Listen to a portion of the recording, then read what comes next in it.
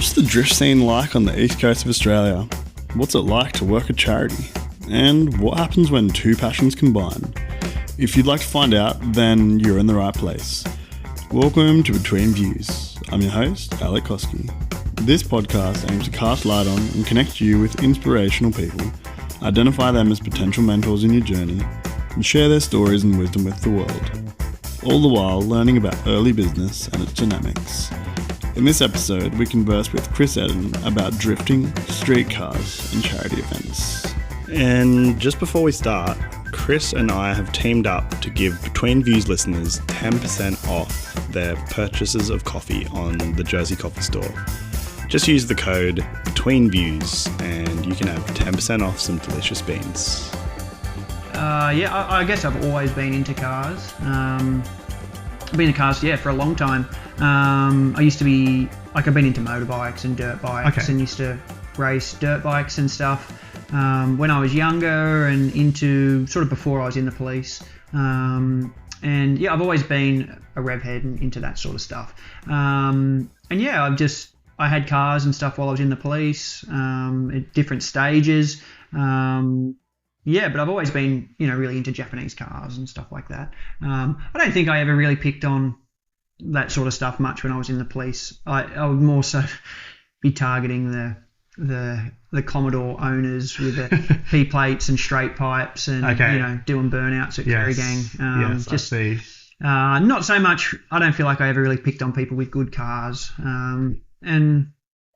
Because I think there's definitely a different level of car community where there's some people who are just morons and have pieces of crap and don't care. Yeah. And then you've got people who are actually into cars and have good cars and present them well and they're looked after. But unfortunately, there's crossovers and people get caught up in the net. And, a lot of people want to just blame the cops for things. But, so I don't think I picked on people too much for that side of stuff. Yeah. But, and then I guess sort of once I got out of the cops and the business, I was getting on top of stuff a little bit more. I bought an old Mazda Rotary, an RX-2, which I had for a few years, which was fun. Then I replaced that with one of the cars I still have now, which is a 1987 AE86 Corolla, which is the last ever rear-wheel drive Corolla. For anyone who's into cars, those cars are kind of like the very popular in drifting subculture, and it's a Japanese imported Corolla. Mm-hmm.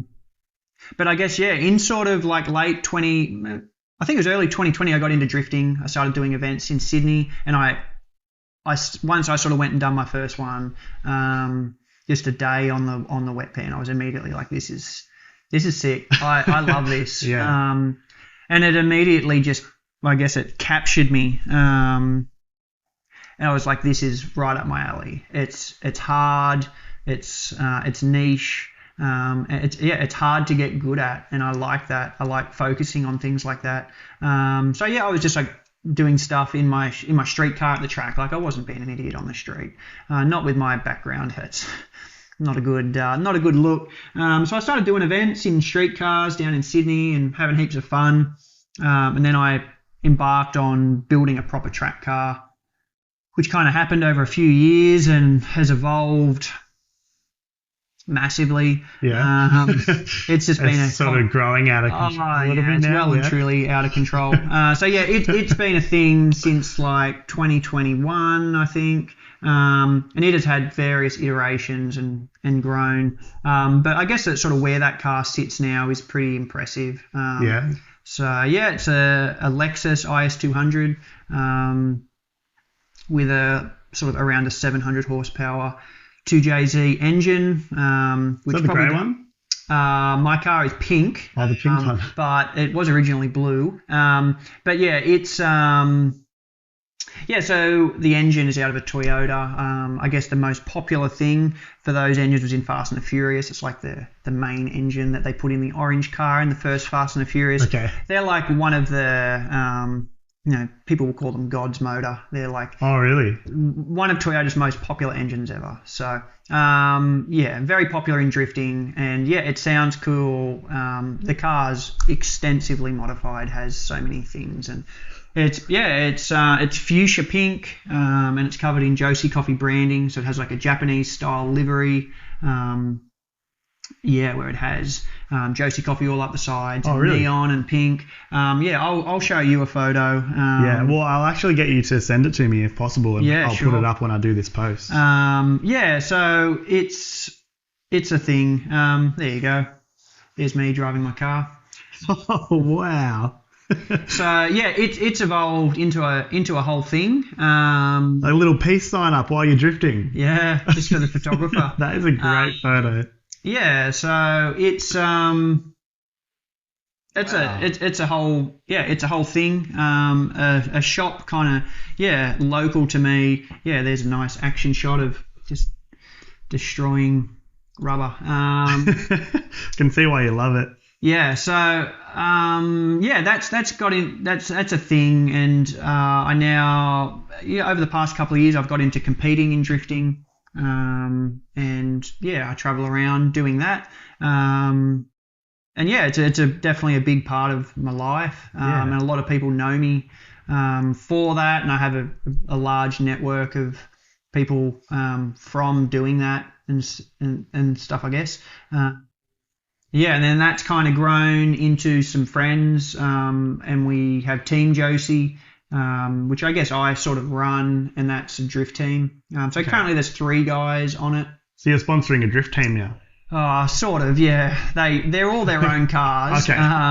But I just help out with some things. Okay. We have there's 3 of us on there now, 2 guys and a girl. There'll be some other guys coming. They're all just friends, and we all have matching liveries on our cars. We compete in. What's a livery? A livery is like the graphics on the car. Okay. So it's the pattern and stuff, I guess. All hot pink Team Josie ones. Pink, You're actually wearing a Team Josie shirt right now. Yeah. Yeah. And it's got my car on the back. Oh, yeah. Cool. So, there's all the cars. They all match, and like the livery has coffee trees and coffee cherry and stuff in it, and I have some sponsors and things and businesses that I work with and help it out. But it's a whole thing.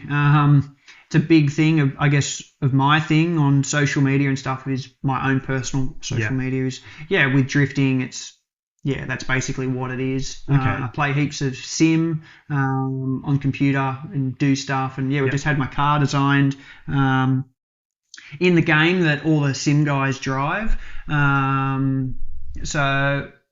That's really cool. It's a full 1-to-1 replica of my car in Assetto Corsa, which is what we all play. So it's really cool. It just got released last night, and I was in a server with guys playing with it in my own car. So it's pretty sick. Oh wow. Guys all around the world will be able to download it and drive my car, and it is a full. And does it actually act as your car would? Yeah, pretty Same good. Stats, more or less. It's this one's got a slightly different model to it, but you can see it. There, that's it. And all the interior is 1-to-1 replica. Wow. I'll get you to send me that as well. Yeah. It's really cool. So, that's a big thing. Team Josie, and we sell merch and take the cars to events and stuff. And it's really popular, like especially when we go to Sydney and stuff with events. Does Team Josie have its own Instagram that you can see this on? Okay. I'll make sure I post that. Team Josie Drift. That's a cool thing, and that's something I'm passionate about, and we're trying to I'm trying to push that forward as well. We're just been talking sort of over the past couple of months with a local not-for-profit called Talk to Me Bro. Oh yeah, mental health. Yep. So mental health. So we're doing stuff with Talk to Me Bro. Talk to Me Bro is an Australian charity that was developed to help reduce the number of males who die to suicide in Australia. Through early intervention, the aim is to create societal change by reducing the stigma around suicide and getting men to feel comfortable talking about what they're going through emotionally and mentally. You can find more information at talktomebro.org.au. one of my really good friends, Matt, who's one of the Team Josie guys, his dad is sort of one of the founders, I guess, one of the custodians, they call it, of Talk to Me Bro. And then, Matt does stuff with them, and I've started doing stuff, and my brother as well. And like they do things in at the beach at Dixon Park, and they're huge crowds. It's a really cool initiative. Yeah, I think I've seen them. Doing all sorts of stuff with breath work and ice baths. And we're talking about, we're organising, doing things with them, and we're going to run an event hopefully mid this year in Sydney, and we're going to sell tickets. They will sell tickets to come and ride in our cars in Sydney for the day. Oh, wow. And then all proceeds are going to Talk to Me Bro. So that'll be cool. We want to do more stuff into the future with them. So wow, okay. So you're partnering with the community. I have two things that popped up that piqued my interest. One of them is sponsorship. As a business, you might be sponsoring people at times, and vice versa. They might be sponsoring you in your drift cars. How do people reach out to you, or do you reach out to them? Are we talking about with Josie Coffee or drifting? Let's do both. Well, for Josie Coffee, I get hit up all the time for various things. Yeah. Cricket clubs, footy clubs, you name it, raffles. Yeah. Constantly. And I have to pick and choose what we What makes it worthwhile for you to sponsor someone? I don't know. You don't really know. I think it's pretty hard to get a benefit from these sorts of things other than it kind of being a charity, really. A lot of the time it is just goodwill. So I definitely have to pick and choose what we do, because if I just responded, like if I said yes to everything, just be giving away stuff. Sort of left, right and centre. So I definitely pick and choose what we do there. Why would someone typically reach out for a sponsorship? Like, why would you sponsor someone if you were looking at it from a business perspective? What's the idea there? It's got to be a mutual benefit. Mutual benefit. Yeah, like I guess for us, Team Josie has just got sponsored by a tool manufacturer, AEG Tools. So they're like power tools. Okay. They're a big multinational tool company. But for us being sponsored by them, it's a mutual thing. They actually sort of approached us, or a friend of mine who's a rep with them, and said, hey, like, we want to be able to get your cars to come and do some stuff at trade shows. And then we want to sort of look at organising some events for them to be able to take customers out. So that was like, it's an immediate multiple, there's benefit for them, there's benefit for us. What do they want? They want our cars at events of theirs for, a cool draw card, and to be able to showcase stuff and have a bit of a point of difference. And then we'll be able to run some events for them to be able to get bring passengers who they choose to get in our cars and have a fun kind of corporate day. And then I guess for us, we get some product from them. Okay. Cool. So that's a good, that's a good fit, because we can both get benefit from it, rather than it's just, hey, I want you to give me $5,000 to sponsor my drift car, and I'm going to put a post on my Instagram. Yes. It doesn't work. No. So there's a degree of negotiation, and typically it'll be a mutual benefit for both parties. It's got to be, yeah. And anyone who thinks that it's just going to be money for jam, it's an idiot, or it's going to be a short sponsor. Yeah, got you. It's got to continue to work. Okay, so in sponsorship, it should be something that is mutual and continually unfolds for mutual benefit. Oh, of course, yeah. It's a relationship. It's a business relationship, and that's how all things work. And I think in proposals and stuff, or if I want to try and work with people, it'll be, hey, like, this is what we can do for you. This is what we can offer you, rather than, hey, I'm going to put your sticker on my car and I'm going to put a post on Instagram. Yeah. Unless it's like some deeply personal connection you have to them, and they'll be like, hey, I'll flick this person some cash because I like them. Yeah. Cool. But like something you truly endorse, for example. Yeah, and especially for like us to get that, AEG, which are a big corporate. Yeah. That's got to run up the chain. Yeah. It's not just like a small business that's like, oh, yeah, cool. It's like they have to prove, yes, we're getting this, you're getting this. and that works. And for working with companies like that is pretty rigid, where like their logos and stuff on our cars have to be a certain way and a certain background, and like it's cool. It's cool. Cool experience for you too. Yeah, it's a good thing. And we want to, like, I guess, like, I'm just trying to nurture that relationship and make sure it's good so we can continue it in the future. Yeah. But yeah, it's got to be mutually beneficial, because if it's not, it's just not going to work. It has to be mutually beneficial. Yeah. All right.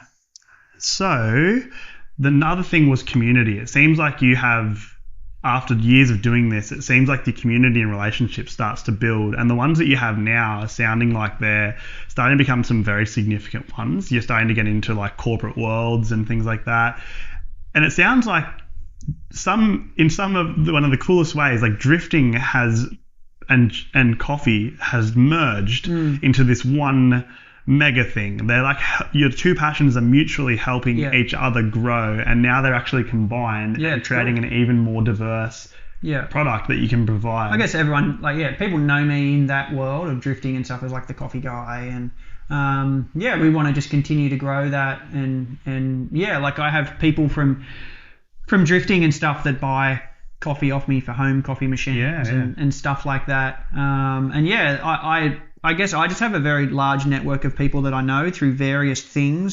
There's many facets to me. But yeah, like I do know a lot of people from different diverse circles, I guess. Yeah. We've been running some coffee and cars events here. We've run 2 here. We'll run another one soon. And they've been like really well received. We've had like a couple of 100 cars here, and the place is just packed. Which is really cool, and it's been a really good community vibe, I guess. No, not really any idiots, no trouble, which is, that often goes hand in hand with car events of young guys being silly. But they've been really good, and like a really good vibe. That's been cool, and we've had some of the drift cars here and have them on show. What was the event you just had? It's just called Coffee and Cars at Josie. Yeah. Looked awesome. I saw some of the photos. Yeah. Went well then? Yeah, both of them have been really good. So we're going to run another one. We've just been busy with drift events and life. So I think we'll try and run another one maybe in mid-May. Yeah. We'll try and have a couple of the Team Josie drift cars here, and then just heaps of people bring the street cars in. Just people everywhere. So it's been really good. Yeah, so people can expect another one in mid-May. Hopefully, yeah. More or less. Yeah, sort of every 6 weeks I'm trying to run them. Okay, so. Cool. So I feel like the answers to the next question have kind of naturally come out in the chat, but the direct question, I guess, is how do you try to help other people in your life? Do you have anything specific where you know that what you're doing is helping others? Because I feel like the end goal of anything is to really help out other people around us, and whether it be our families, our friends, people who are in our community. I don't know about directly. I think we try and, with the cafes, keep them to be like a good space so people can come and hang out and feel like they're a part of something. Like that's what I like with the cafes, is regulars and getting to know people and talking to them. And I think that provides a positive impact on those people if they can come here and have a good experience and feel like they're a part of something. That's really cool. I don't know, but in terms of me with everything that I sort of do and drifting and coffee and all of the things, I just have the philosophy of I just try and do cool shit, and hopefully people come along for the ride and want to be a part of it, and just don't be a dick. Yeah. I try and generally carry myself pretty well, and I'm not I'll try and talk. If anyone wants to, if we're at events or whatever and people want to come and talk to us and look at the cars, always be friendly and welcoming, and if kids or whatever around, always get them in the cars, and try and just be a good be a good role model, I guess. Not be I hate those people that they may have e-fame or whatever, but then you'll meet those people in real life and you're like, you're a piece of shit. You're the worst person. Yeah. You wanna be that person that you follow on Instagram or whatever. Like for me, if it's I'm into golf as well. It's like a professional golfer or a drifter, and you follow them and you have this idea of your head of what this person's like, and then you meet them and you're like, man, that guy was exactly like I expected. He's a legend. Yeah. And I've met, like pro drifters and stuff who are like that. Like you see them on social media and things, and then you meet them in real life and like, this guy's a legend. Yeah. And then you love them even more because you're like, you're exactly like that. Like you are. But then there's some people who are like, it's a persona. So integrity is key for you. Yeah, I think so. I feel like I'm exactly the same in how I conduct myself online or whatever to how I am in real life. Like I'm not. Yeah. I'm not everyone's cup of tea. I can tell you that. Some people just won't like me because I'm not backward in coming forward. And I think if someone is an idiot, I'll either tell them or I just won't have it. If I don't like someone and they're just very different to me, I probably just won't have a bar of them. But and that meshes with some people or it doesn't. But I always try, and I think if you're good people and you're not an idiot, I'm always happy to hang out and connect with people. So but I don't know. I think that's just my thing of just trying to be a good example for people and give time to people where I can in the cafes and stuff. I always try and talk to regulars. If I ever see regulars and stuff, I'll always have a chat to them and try and be a part of their day a bit, not just kind of be a dickhead owner who just too busy for everyone. It's nice to know that you've got time for people and people will respond to that in a nice way as well. I think that's what a lot of people like and they want in a business as a customer is they want the owner to kind of be around. I mean, I'm not here all the time, but just feel like see what you're supporting kind of thing, and not just be like some arrogant idiot who doesn't have anything to do with the business and just berates the staff constantly. So that was what drew me to Josie in the first place, was that you and Greg were so kind and just like showed us everything just like straight away. Me and my cousin, we had interest and you were like, come and have a look. And I just thought that was great. And obviously that kind of how you are in that way, kept us coming back. We were like, we can go there and we can talk to these guys. We can learn together and it's a great product as well. Speaking of, I guess you mentioned a few times there, people that you look up to. I always like to find out maybe if there's books, some information or people that were like, really important in your journey. Yep. I guess your role models in a way. Like I feel like in coffee,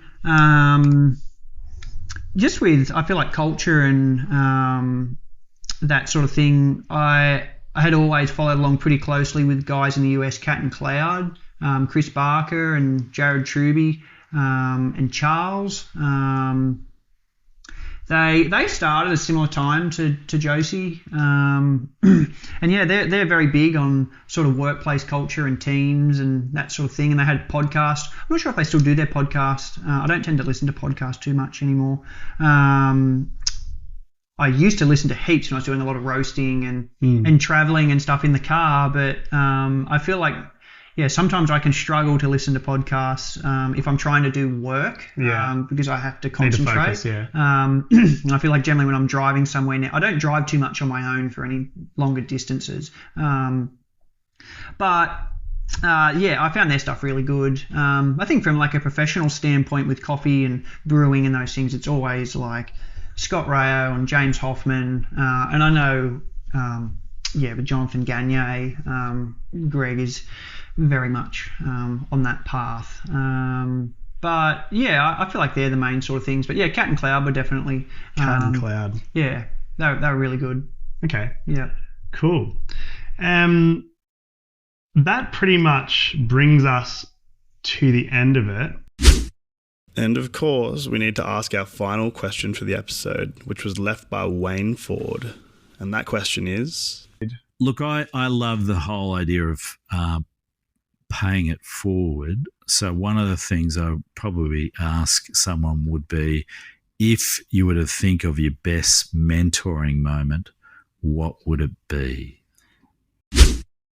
In terms of staff here or whatever, is just sort of trying my best to lead by a good example, and I guess guide people as best as possible from what I've learned, and try and, I guess, get the best out of people for whatever they might be doing.